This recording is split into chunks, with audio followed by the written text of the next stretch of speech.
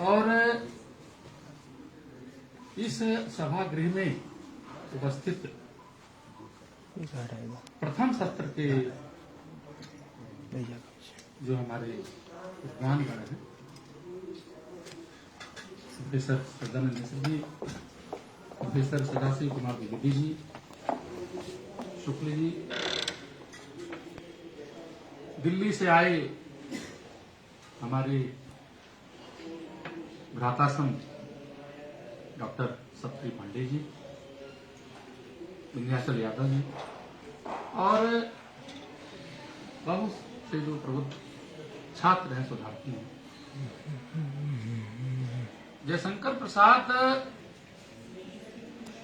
के समग्र साहित्य को लेकर के महाकवि जयशंकर प्रसाद साहित्य संस्कृत महोत्सव 2024 का आयोजन का आज प्रथम दिवस है। उद्घाटन सत्र संपन्न हो चुका है और उसमें विद्वान वक्ताओं ने जो बातें रखी वो बहुत ही गंभीर और मनन करने की योग्य है। अभी जो सत्र प्रारंभ हो रहा है, भारत का सांस्कृतिक नवोत्थान, छायावाद और जयशंकर प्रसाद,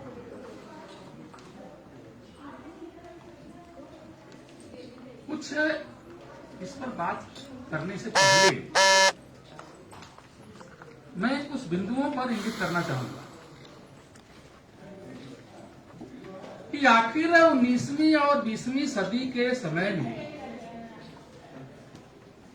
भारत में सांस्कृतिक नवोत्थान की आवश्यकता क्यों पड़ी? क्योंकि इसके पहले ऐसा समय नहीं आया कि भारतीय संस्कृति के नवोत्थान को लेकर के कोई बहुत बड़ी जो है चुनौती रही हो भारतीय समाज के साथ। क्योंकि भारतीय संस्कृति एक निरंतर प्रवाह से प्रवाहित होती आ रही है, लाखों वर्षों पहले से। ये भारतीय अकादमिक जगत का दुर्भाग्य है कि वह अनुकरण पर चलते हुए सारे काल गणना को 8000 सालों में गिनती करके अपना समय बिता रहा, जो सिमेटिक सोच ने हमें दे दी है। जबकि हमारी जो काल गणना है इतनी सूक्ष्म और इतनी बृहद है कि यहां पल से लेकर के कल तक की गणना है। श्वेत वाराह कल्पे जब हम बातचीत करते हैं, जब अभी ब्राह्मण की बात कर रहे थे मिश्र जी पिछले सत्र में, आज जब भी कोई हिंदू संकल्प लेता है तो वो अपने हाथ में जो है दूब और द्रव्य और जो भी लेकर के संकल्प लेता है, तो उसका पूरा संकल्प पाठ होता है। उसमें उन्होंने जम्बूद्वीप की बात कही, आर्यावर्त देशांतर्गत भारत खंडे, और पूरा तिथि मास और कुल गोत्र सारा संकल्पना उसमें समाया हुआ है।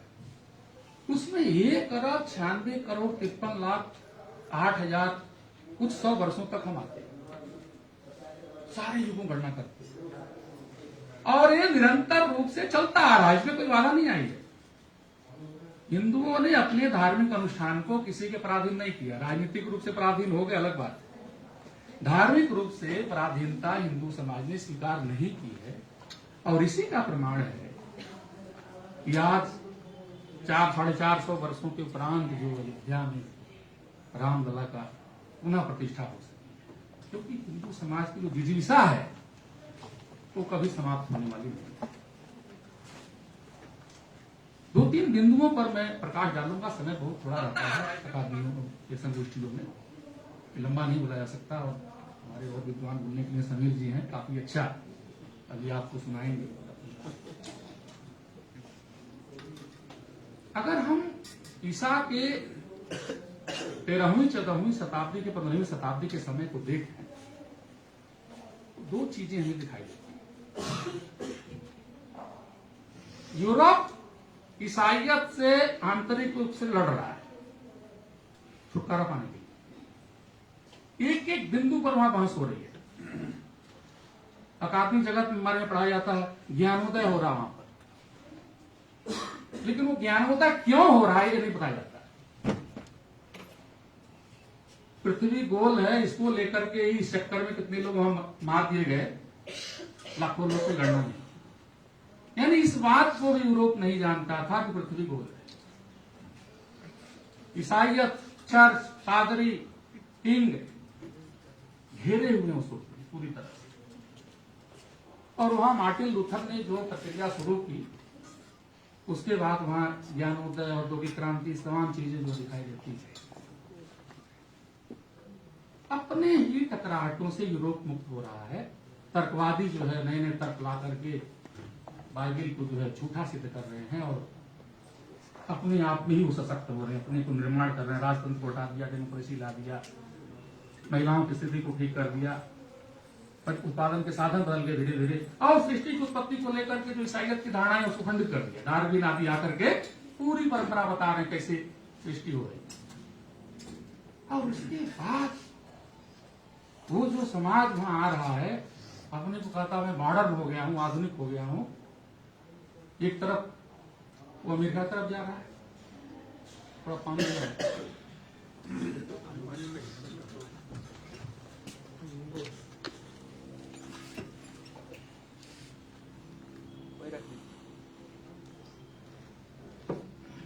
एक तरफ स्पेन और पुर्तगाल अमेरिका की तरफ जा रहे हैं। पता ही आपको 1498 में कोलंबस जो है अमेरिका गया, फिर वो अमेरिको गया वहां पर, और जनरल पिजारो की अगुवाई में लाखों लाख रेड इंडियन को मार के आधुनिक अमेरिका जो उनको दिखाई कल से, छल से, युद्ध से, जैसे तैसे उन्होंने लंबे समय तक जो है नए सभ्यता को नष्ट करने के लिए, जिसको अंग्रेजी में माया बोल करके हम कहते हैं, वो भी हिंदू सभ्यता का ही एक अंग था। सूर्य आदि को उपासना करते थे, वो चिन्ह सारे मिल रहे हैं, नष्ट कर दिया। मिश्र जी कह रहे थे कि जो पैगान सभ्यता है उसको जो है ईसाइयत ने नष्ट कर दिया, क्योंकि उसके अनुसार नहीं थी, वो पूजा आदि करते। और दूसरी ओर फ्रेंच, डच और अंग्रेज भारत की तरफ आ रहे हैं। 31 दिसंबर 1600 को ईस्ट इंडिया कंपनी बन गई व्यापार करने के नाम। और हम क्या देखते हैं कि यहां भी पुर्तगालियों ने गोवा में जो हिंदुओं को नष्ट करने का अभियान चलाया, जला देना जो है और मार देना, मंदिरों को तोड़ देना, और उसके बाद अंग्रेजों का भी वही कार्य। लेकिन चूंकि भारत का जो हिंदू समाज है और अमेरिका का जो समाज था वो रेड इंडियन का, उसमें बहुत भारी अंतर था। और कालांतर में अंग्रेजों को ये महसूस हुआ कि हिंदू समाज को नष्ट नहीं किया जा सकता, इसलिए उन्होंने इसका सहयोग लिया और अपने पूरे इंस्टीट्यूशंस को यहाँ पर शामिल किया। और एक बहुत भारी समुदाय देखते देखते खड़ा हो गया, जो अंग्रेजी राज का प्रशंसक हो गया, उसके न्याय और उसके झूठे जो है सभ्यता के दावे की पुष्टि करने लगा। राजनीतिक रूप से हम देखते हैं वो गोखले और मेहता और तमाम, जिसको नरम दल कहा करके जो है किताब में लिख दिया जाता है, कि सब लोग अंग्रेजों के राज के प्रशंसक थे, इसमें कोई संदेह नहीं। उसी के अधीन रह करके कुछ उन्नति करना चाहते। और दूसरी तरफ भारत की पूरी सांस्कृतिक संपदा को, उसके पूरे गौरव को प्रतिष्ठित करने के लिए राजनीतिक क्षेत्र में जो अभियान चल रहे थे तिलक आदि के, उसको साहित्यिक क्षेत्र में भी उसका स्वर बुलंद कर रहे थे भारतेंदु और प्रसाद जैसे। प्रसाद अथवा उनके युग के लेखकों को भारतीय जो सांस्कृतिक चेतना है, हिंदू जो चेतना है, उसकी प्रतिष्ठा करने की आवश्यकता इसीलिए पड़ी, क्योंकि जो बौद्धिक वर्ग तैयार किया अंग्रेजों ने, उसके अंदर बहुत गहरी हीनता। द्विवेदी युग के साहित्य को इसीलिए अतीत का गौरवगान करना पड़ा, नहीं तो क्या आवश्यकता थी। और बाद में छायावाद जब आया तो उसने भी अपने कलात्मक अंदाज में उसी सांस्कृतिक गौरव को स्थापित करने का प्रयास किया। कारण यह था कि पढ़ा लिखा वर्ग जो था, नव शिक्षित जो वर्ग था, वो अपने को कमतर मान करके अंग्रेजों के सामने झुकता था, और इसलिए जरूरत थी कि हिंदू समाज के उस पुरातन गौरव को बारंबार प्रकट किया। अंग्रेजों ने कोई कसर नहीं छोड़ी कि वो जो है हम पर दया कर रहे थे या हमको उन्नत करने का प्रयास कर रहे थे। और उनके पहले भी जो लोग थे वे हर प्रकार से भारतीय संस्कृति को नष्ट करने का उपक्रम ही कर रहे हैं। अंग्रेजों ने यहां के धन को ही नहीं लूटा, धन तो लूटा। $45 ट्रिलियन की संपत्ति लूट के ले गए वो, जिस पर शोध होकर की चीजें आ चुकी है। उन्होंने हमारी संस्कृति का अवमूल्यन भी किया।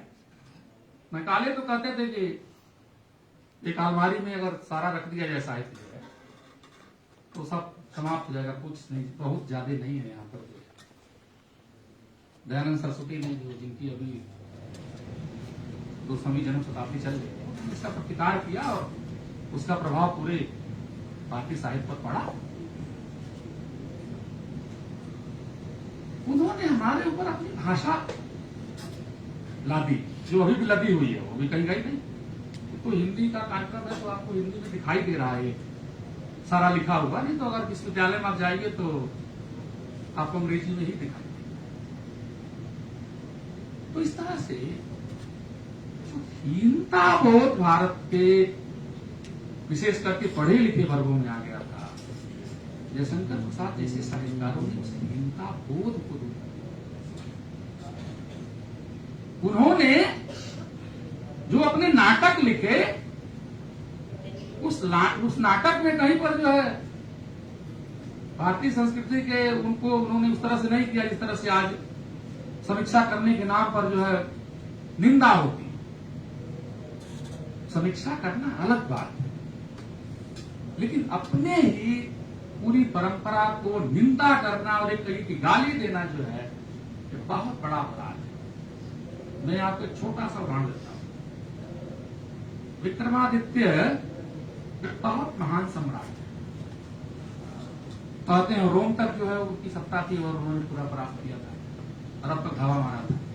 न्याय के लिए प्रसिद्ध है। भारत के कोने कोने में उनकी कथाएं कही और सुनाई जाती है। लेकिन भारत का जो अकादमिक जगत है, आप उसमें जाके देखिए तो विक्रमादित्य जो है कहीं आपको किसी पाठ में दिखाई देगी। कहां उत्तर देगा भारत का अकादमिक जगत, किसको मुंह दिखाएगा? अरे वो तो चले गए जो मुकदमे में जाकर कहते थे कि राम मंदिर तो है ही नहीं और हम बता रहे नहीं, वो तो इस दुनिया से गए।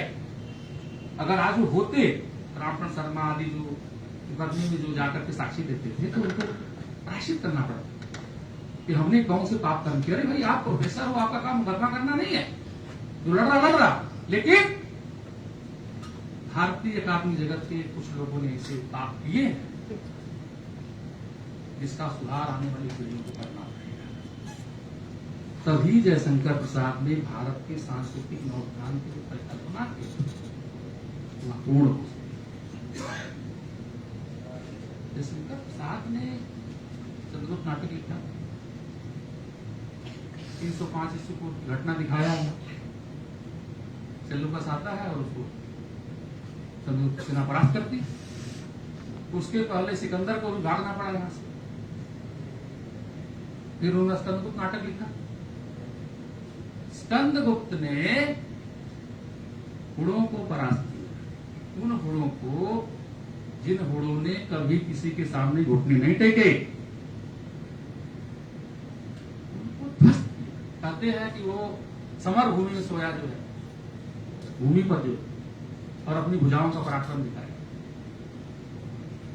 क्या बताना चाहते हैं जयशंकर? क्या लोगों को पता नहीं है? पता है। पढ़े लिखे लोगों को बताना चाहते हैं जो अंग्रेजों का कीर्तिगान कर रहे थे कि अंग्रेजी राज में तो सूर्य डूबता ही नहीं है, अंग्रेज बड़े सभ्य है, बड़े संपन्न है, और उनसे उपाधियां लेने के लिए लालायित रहते थे। राय बहादुर और महामहोपाध्याय उपाधि मुझे बाद में पता लगा अंग्रेजी देते थे, संस्कृत के विद्वान, और लेने के लिए खुशी मनाते थे। बाकी नाइट हुड और बाकी चीजें तो है। शंकर प्रसाद बताना चाहते थे अंग्रेजों को भी और भारतीयों को कि अंग्रेजी श्रेष्ठता का जो दम्भ है वो झूठा है। भारत के वीर नरेश सम्रांगण में कई कई बार आताताइयों का लाखों में वध किए हैं। इसलिए हिंदुओं को भयभीत नहीं होना चाहिए कि अंग्रेजों की सत्ता इतनी बड़ी है और उसके सामने जो है दुल मिलाया जाता है। ईसाइयत में क्या है कि आदम सोया हुआ था और वहां से खड्डे निकाले और उसने जीव को बना दी। एडम सोया था, जीव को बना दी। वही इस्लाम में भी आदम और हव्वा की कहानी। स्त्री आज वहां भी संघर्ष कर रही है। देख लीजिए भारत के समाज में दो समाज है, हिंदू समाज और मुस्लिम समाज, और सारे समाज और कितने अंतर है उसमें। लेकिन अकादमी जगत क्या करता है कि वह घूम फिर करके ऐसे ऐसे प्रथाओं की रचना करता है जिससे हिंदू समाज को लांछित किया जा सके। सती प्रथा की रचना करता है। अभी डाटा भी पूछा जाए कि राजा राममोहन राय से लेकर अब तक कितनी स्त्रियां सती हो गई तो बंगले झाकेंगे सब, बता नहीं पाएंगे कि 100, 200, 5000, 10,000, 1 लाख, 2 करोड़ कितने लोग इस प्रांत में सती हुए। लेकिन हिंदू संस्कृति को गाली देने के लिए, उसको नीचा दिखाने के लिए उसमें बुराइयों की खोज की जाती है। प्रसाद ने इसको नकारा। उन्होंने ध्रुवसामनी की रचना, अभी देवी ध्रुवसामनी की बात कर रहे थे, जो भी नाम हो उसमें कोई विचार नहीं। जो शक राजा को परास्त करने के लिए चंद्रगुप्त के साथ जाती है। हिंदू स्त्री का जो गौरव दीप्त हुआ है ध्रुवसामनी में, आप उसको देखिए, वो कैसी लड़ना है इसकी परिकल्पना किया उन्होंने साथ। इससे बताना चाहते हैं कि भारतीय समाज में, उसके सोच में कोई कमी नहीं है। भाई सीधी सी बात है, अगर आप एक दिन स्नान न करो तो आपका शरीर मैला होगा। स्नान करके उसको शुद्ध करते। भारतीय हिंदू जो धर्मशास्त्र है वो हमारे चित्त को शुद्ध करता है। और जब उसका अध्ययन अध्यापन कम होता जाएगा,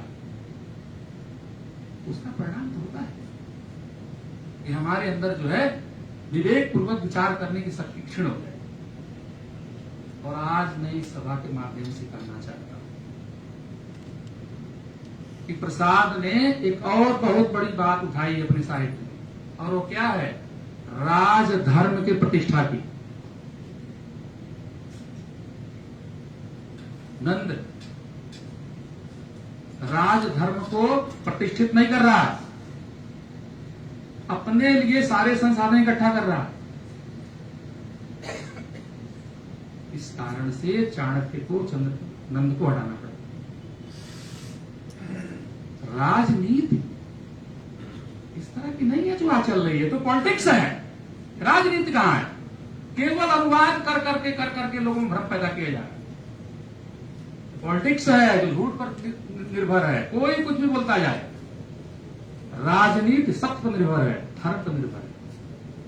इसलिए राजा को क्या कहा गया? न्यायमूर्ति कहा गया, धर्म ध्वज रक्षक कहा गया। सारा जो एकेडमिया है वो ब्राह्मणों को गाली देती है सुबह शाम। अरे भाई क्या करते? सारा न्याय तो राजा करता था, राजदंड तो उसके अधिकार में था, और गाली दे रहे दूसरे को, क्या मिलेगा? लेकिन अंधेरे में जो है अपना ईंट फेंकते जा रहे, चलो कहीं तो लग जाएगा। इस चीज से निकलना पड़ेगा। और जो अभी मिश्र जी कह रहे थे, तो उन्होंने ब्राह्मण का जो गौरव स्थापित किया, उसका मतलब किसी व्यक्ति का गौरव नहीं था कि मतलब 2-4-10 लोगों को जो है कुछ दे दिया जाए विशेष रूप से विशेष अधिकार, जैसे पादरियों को मिला हुआ है।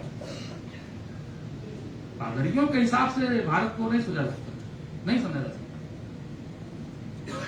यहां ब्राह्मण ज्ञान का उपासक है, क्षत्रिय जो है न्याय करने के लिए और राज करने के लिए उसको सारा काम दे दिया, बाकी लोग अपना काम करते हैं। पराशर धर्म की यही श्रेष्ठता। कहते हैं कि प्रसाद में गड़ी बूंदे पड़ेंगे, प्रेमचंद कहा करते थे, अरे भाई भविष्य का पता नहीं है क्या होगा, वर्तमान चल रहा है, तो हमारा मानस किस पर बनेगा? हमारा मानस बनेगा अतीत पर, जो कि हो चुका। स्मृति, मति, प्रज्ञा, यही बुद्ध की तीन स्थितियां है ना। तो क्या स्मृति ध्वंस हो चुकी हो जिसकी, जिस समाज की, वह अपने भविष्य का सपना दे सकता है क्या? स्मृति को जागृत तो करना पड़ेगा। और अगर हम बहुत प्राचीन समाज है, हमारा बहुत लंबा इतिहास है, बहुत गौरवपूर्ण इतिहास है, तो इसमें घबराने क्या बात? अरे भाई यूरोप अपने पर शर्मसार हो कि वो अपने पीछे के इतिहास को कहता अंधकार है, डार्क एज है, फ्यूडल है और किंग है और सर्प है, जिसको अगर हिंदी में कहूं तो किसान है, राजा सामंत है, तो अनुवाद करके हम लोग कहते हैं, लूटपाट है, अंधकार है, राजा का दैविक गुण है। अभी तो मिश्र जी कह रहे थे हमारे तो ब्राह्मणों का डाला बेन को, और वहां से पृथ्वी गुण का। और जो पीछे हिंदू समाज की जिज्ञासा को नष्ट कर रहे थे, हिंदू आतंकवाद बढ़ रहे थे, उनको भी खत्म कर दिया मौका देकर। जाओ आराम कर। क्यों? क्योंकि हम अनाचार को सहन नहीं कर सकते, हमारी प्रवृत्ति नहीं है। प्रसाद जी अपने साहित्य में उसी का स्थापना कर रहे हैं, चाहे उनके नाटक हो, चाहे उनके कहानियां हो, कथा साहित्य हो, कविता हो। अनाचार किसी रूप में संरक्षण देने योग्य नहीं है, इसलिए वो रामगुप्त की भी कठोर निंदा करते। और गुरुस्वामी कहती है तुम क्लेश पुरुष हो, इसलिए मैंने मान लिया तुम्हारा विवाह समाप्त हो। जब तुम्हारी रक्षा ही नहीं कर सकते तो काहे का तुम्हारे पति हो? केवल कहने के लिए क्या? और ये कह रहे हो कि हम चले जाएं सक राजा के यहां। संकेत कर रहे हैं कि जो बौद्धिक हिंदू संस्कृति की रक्षा नहीं कर पा रहा है, क्लीन हो, नकारा है, उसके रहने न रहने से कोई फर्क नहीं पड़ता। तो इसलिए ये कहना कि वो इतिहास के गड़े मुद्दे पाट रहे थे, तो कुछ बहुत जल्दबाजी थी, लोगों ने कह दिया। इतिहास का पुनः पुनः अध्ययन करना, उसमें से बहुत सी चीजों को निकाल के ले आना, अपने समाज में रखना, कोई बुराई नहीं है। हिंसा हिंसा के द्वंद्व पर बात होती है। अरे भाई यहाँ कोई द्वंद्व है ही नहीं। जो सन्यासियों का धर्म है वो गृहस्थ का धर्म तो हो ही नहीं सकता। सन्यासी उपासना कर रहा है भगवान की, उसे तो मन वचन कर्म से जो है राग द्वेष इत्यादि से जो मुक्त होना चाहिए। तो क्या गृहस्थ भी राग द्वेष से उत्पन्न हो तो निष्पक्ष हो जाएगा, अलग हो जाएगा? उत्पादन कैसे करेगा? प्रजा की उत्पत्ति कैसे करेगा? अन्न कैसे उपजाएगा? और गांधी ने जो हिंसा और हिंसा का यहाँ पर चक्राचा जो है आकर के, उसमें बहुत झोल है, उसको बहुत गहरे तरीके से समझने की जरूरत है। किसी को अकारण कष्ट देना हिंसा, अकारण। लेकिन जो युद्ध करने के लिए सम्मुख आ रहा है, उसका वध करना हिंसा है। उसका वध करना विरोचित कर्म है, हर व्यक्ति का धर्म है। और इसीलिए परशुराम जी भी जो है ब्राह्मण होकर के भी जो है परसा तलवार लेके चलते कि कोई अनाचार करेगा तो उसका वध करेंगे। उन्होंने आश्रम व्यवस्था का भी अतिक्रमण कर दिया। और इसीलिए जयशंकर प्रसाद भी अपने साहित्य में, नाट्य आदि में दिखा रहे हैं कि अगर गुण आत्मा कर रहे हैं, शक जो है अगर अपमान कर रहा है गुरुस्वामी का और कह रहा है उसको लौटा दे दो और फिर जो है सब नहीं करेंगे, तो ये सब जो है हमारे ऊपर अतिक्रमण है। और अतिक्रमण को हटाना जो है राजपुरुष का धर्म है। भारत का एक परम सौभाग्य है कि आज के दिन ऐसे कुछ शासक हो रहे हैं जो अतिक्रमण को हटा और उनको समर्थन मिलना चाहिए। भारत भूमि पर जो अतिक्रमण हो रहा है वो हटे और सब न्यायपूर्वक यहाँ पर रहे। एक दो बात मैं और कहूंगा, प्रसाद साहित्य को लेकर के बहुत सी समीक्षाएं की गई जो है कि वो अपने नाम और यादें खूब की और सामान्य व्यक्ति हूं मैं उस पर क्या कहूंगा, पढ़ने की और थोड़ा विचार करूंगा तो और कहूंगा, लेकिन इतनी बात तो जरूर कहूंगा, भारत को समझना है तो भारत की पदावली में बात करो। भूमि की बात हो रही है, प्रसाद ने भूमा की भी बात कही है। कई विद्यार्थी उसको करेक्शन करके भूमा को भूमि लिख देते हैं क्योंकि वो समझ नहीं पाते भूमा क्या है। बताना पड़ेगा कि भूमा की स्थिति क्या है। उसको ऐसा ना हो कि उसको काट के जो है भूमि कर दे उसको, विद्यार्थी सोचे हाँ हम तो ठीक कर दिए, ये गलत था, ये ठीक। भारत की जो पदावली है, भारत की जो भाषा है, उसके अपने गहरे निहितार्थ हैं। भारत की संस्कृति को, भारत के साहित्य को उस भाषा बोध में, उस पदावली में समझना होगा। अकादमिक जगत में बहुत बड़ा पाप हुआ है। उस पाप को मैं इंगित करना चाहूंगा, वो ये हुआ है कि बड़े आसानी से वहां से फ्यूडल को लेकर के, वहां से किंग को लेकर के, वहां से पादरी को लेकर के और एक सिरा जोड़ दिया गया है।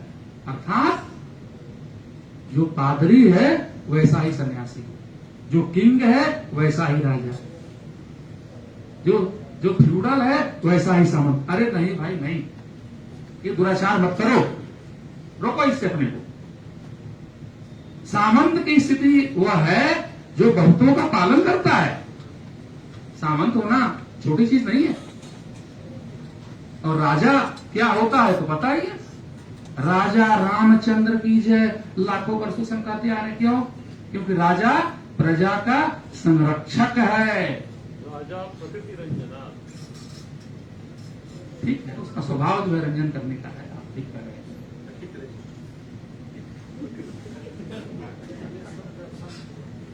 मैं बहुत दर्शन की बात नहीं करूंगा, दर्शन का व्यक्ति नहीं हूं।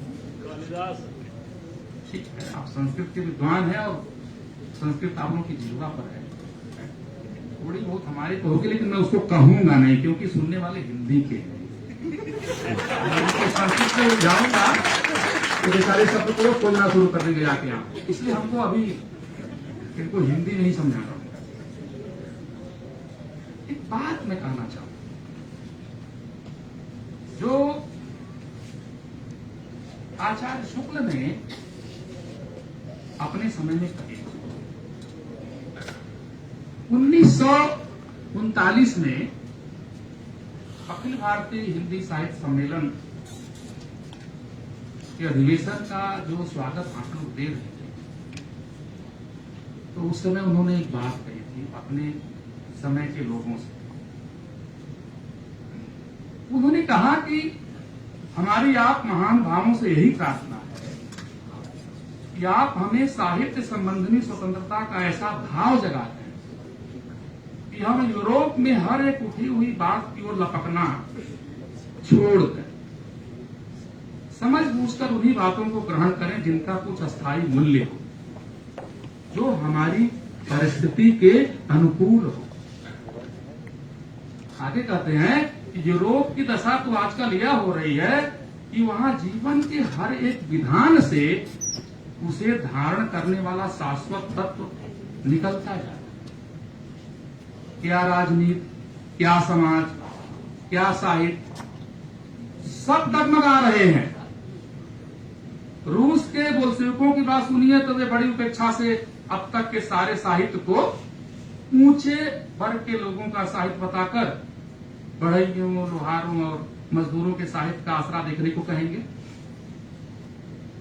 जर्मनी की ओर दृष्टि दौड़ाइए तो वहां केवल नाथसी सिद्धांतों का समर्थक साहित्य ही सिर उठा सकता है। आगे कहते हैं कि फ्रायड साहब अभी मरे नहीं, फ्रायड साहब अभी मरे हैं, मतलब उनके डेथ हो गए, जिनकी समझ में स्वप्न भी हमारी अतृप्त वासनाओं के तृप्ति विधान के छायामय रूप हैं, और काव्यादि कलाएं भी हमारी अतृप्त काम वासनाओं के तृप्ति के विधान। कहते हैं कि अब हमारे लिए समझने की बात यह है कि क्या हमें इन सब बातों का ज्यों का त्यों लेते हुए अपने साहित्य का निर्माण करते चलना चाहिए, अथवा संसार के भिन्न भिन्न देशों को भिन्न भिन्न प्रवृत्तियों की समीक्षा करते हुए अपनी बाह्य और आभ्यंतर प्रकृति के अनुसार उसके लिए स्वतंत्र मार्ग निकालते रहना चाहिए। और हिंदी साहित्य का यह सौभाग्य है कि शुक्ल जी ने तो वह कार्य स्वयं ही किया, मार्ग निकाला। जयशंकर प्रसाद ने भी मार्ग निकाला, उन्होंने अनुकरण नहीं किया कि जो कोई वाद वहां निकल जाए तो उसी पर अपना साहित्य हम खड़ा कर दें। उन्होंने अपनी संस्कृति के आलोक में, हिंदू संस्कृति के आलोक में, कविता जी हैं, उनकी वंशज हैं, बहुत ज्यादा वो विश्वविद्यालय और स्कूल नहीं गए थे, वो पढ़ने को मिलता है घर पर ही सारी चीजें उन्होंने पढ़ी हुई है, तब किया, स्वाध्याय किया, और इस स्थिति में पहुंचे कि उन्होंने कामायनी जैसा ग्रंथ लिखा। उन्होंने पेशोला की प्रतिध्वनि लिखी, जो कविता जो है, जो हमें हमारे अंदर विरक्त भाव को जगाती है। इस दृष्टि से मैं एक बात और कहना चाहूंगा कि आज के दिन जो लोग हिंदू और हिंदुत्व शब्दों के उच्चारण भर से ही मुंह बिचकाते हैं, उन्हें जानना चाहिए कि स्वामी दयानंद सरस्वती, विवेकानंद, महर्षि अरविंद और साहित्य में जयशंकर प्रसाद जैसे लोग इसकी सांस्कृतिक गरिमा को हमारे सामने ला रहे थे। और अगर वो सारा प्रयास नहीं करते और वो सारी जो सांस्कृतिक गरिमा का जो उन्होंने उद्घाटन किया, अगर वो नहीं कर सके होते तो निश्चय ही जो आज का हमारा समाज है वो इस तरह से समृद्ध नहीं होता। इस दृष्टि से प्रसाद साहित्य का हमें पुनः पुनः मूल्यांकन करना चाहिए, उसको पढ़ना चाहिए और अपनी संस्कृति को, उसके गौरव को जान करके अपने अंदर से हीनता बोध को निकालने का प्रयास करना चाहिए। आपने हमें सुना बड़ी शांति से। आप सभी का बहुत बहुत धन्यवाद।